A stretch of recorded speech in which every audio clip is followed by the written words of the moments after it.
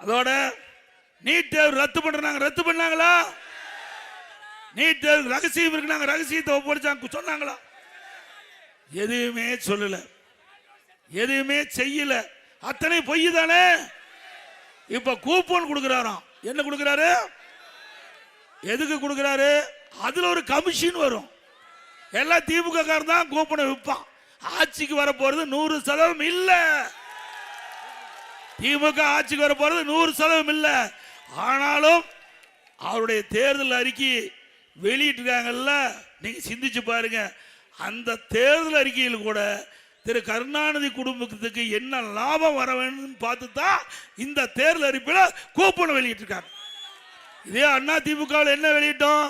எல்லா குடும்பத்திற்கும் 10,000 ரூபாய் சிறப்பு வங்கியிலே செலுத்தப்படும். எங்க பேங்க்ல போடுறோம். இவர் யாரு? இவர் வீட்டு பேங்க்ல போட பாக்குறாரு.